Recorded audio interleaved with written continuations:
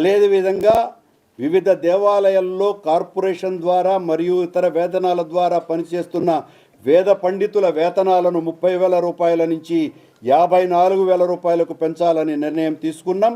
అర్చకుల వేతనాలను 30,000 నుంచి 45,000 వరకు, పరిచారకులు, పోటు సిబ్బంది, ప్రసాద వితరకుల వేతనాలను 25,000 నుంచి 30,000 వరకు పెంచాలని నిశ్చయించినాం.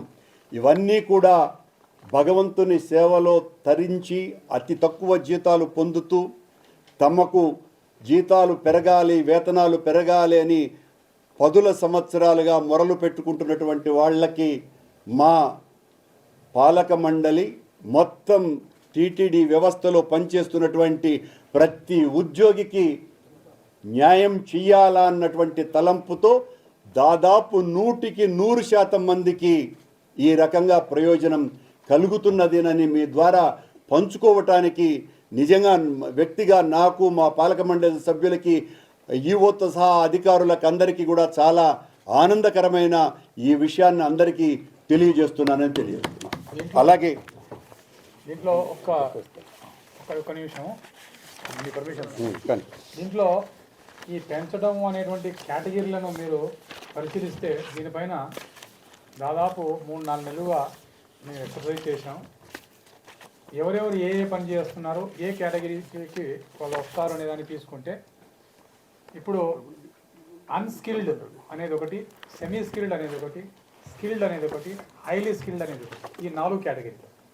సో ఎవరు హైలీ స్కిల్డ్, ఎవరు స్కిల్డ్, ఎవరు అన్స్కిల్డ్, సెమీ స్కిల్డ్, ఇవి తీసుకుంటే మీకు 4 స్లాబ్సే వస్తాయి. ఇప్పుడు చైర్మన్ గారు చెప్పిన దాంట్లో అంతా కూడా అన్స్కిల్డ్, సెమీ స్కిల్డ్కి ఏమో 15,000 వస్తుంది, స్కిల్డ్కి ఏమో 18,500 వస్తుంది, హైలీ స్కిల్డ్కి ఏమో 21,500 వస్తుంది.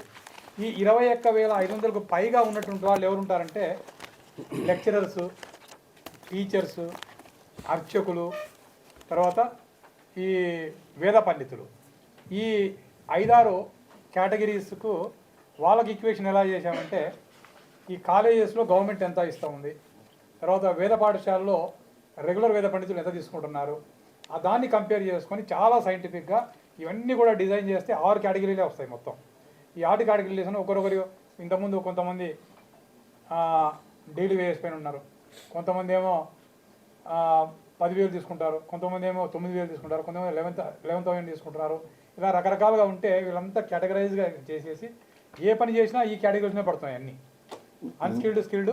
మా దృష్టికి వచ్చినటువంటివే కాకుండా ఇలాంటివి ఇంకా ఎన్నున్నాయి, ఎలా న్యాయం చెయ్యాలా, తిరుమల తిరుపతి దేవస్థానంలో పనిచేస్తున్నటువంటి ప్రతి ఉద్యోగికి కింది స్థాయి ఉద్యోగి నేరుగా పై స్థాయి అధికారుల దగ్గరకో మా దగ్గరకో రావటానికి బిడియపడేటువంటి వాళ్ళు కూడా ఉన్నారు. వాళ్ళను కూడా మనమే వెలికి తీసి వాళ్లకు న్యాయం చేయాలని చాలా లోతైన పరిశోధనతో పాటు శాస్త్రీయమైనటువంటి నిర్ణయం, ప్రభుత్వ దీని ప్రకారం నిర్ణయం తీసుకొని మరి ఇవన్నీ కూడా చేయటం జరిగింది అన్న విషయాన్ని తెలియజేస్తాను.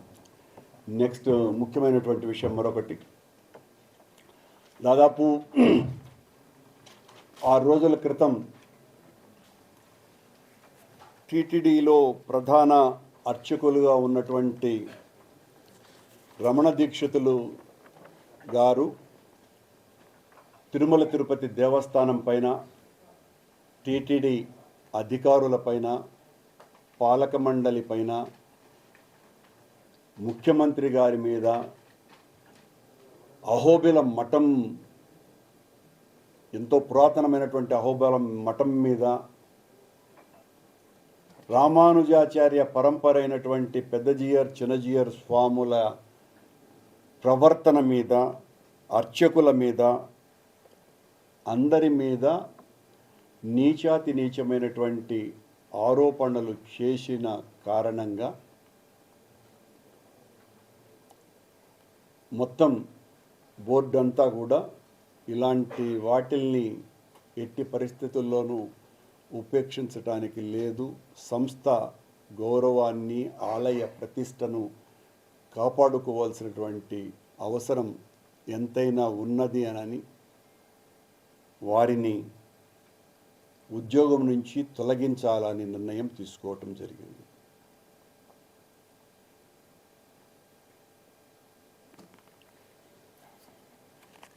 ఎస్, ఇంకేమన్నా ఉంటే మీరు మాట్లాడితే సమాధానం ఇస్తాం. అంటే ఎవరు తప్పు చేశారో తప్పు చేసిన వాళ్ళ మీద నిర్ణయం ఉంటుంది, కానీ వాళ్ళ పిల్లలు ఉన్నారు కాబట్టి వాళ్ళ పిల్లల మీద ఎవరు తీసుకోమని చెప్తారా ఎట్లా మీరు?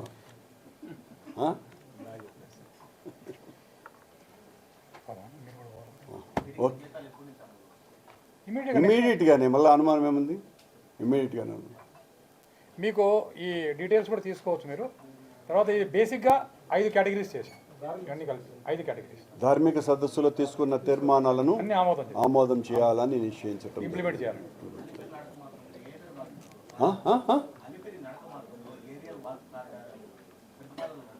ఏరియల్ నాకు అర్థం కావట్లేదు. ఇప్పుడు ప్రస్తుతము నడక మార్గాలలో ఈ కెమెరాస్ అయితే ఉన్నాయి, కంటిన్యూస్గా మానిటరింగ్ జరుగుతూ ఉంది. ఇంతవరకు గత 3 నెలలుగా చిరుత సంచారం కానీ ఎలుగుబడి సంచారం కానీ లేదు. మాకు ఎప్పుడు కూడా కెమెరా ట్రాప్లో రాలేదు. ట్రాప్లో వస్తేనే ఇమీడియట్గా వస్తే తర్వాత ఈ వైల్డ్ లైఫ్ కార్పొరేషన్ సొసైటీ ఉంది కదా, గవర్నమెంట్ ఆఫ్ ఇండియా, వాళ్ళు ఒక ప్రపోజల్ ఇచ్చారు. ఆ ప్రపోజల్ను మేము ఎగ్జామిన్ చేసి మళ్ళీ వాళ్ళ పర్మిషన్ కోసం పంపించాము. అంటే ఎక్కడెక్కడ మనం ఎలివేషన్ చేయాలి, ఎక్కడ చేయాలనే దానిపైన.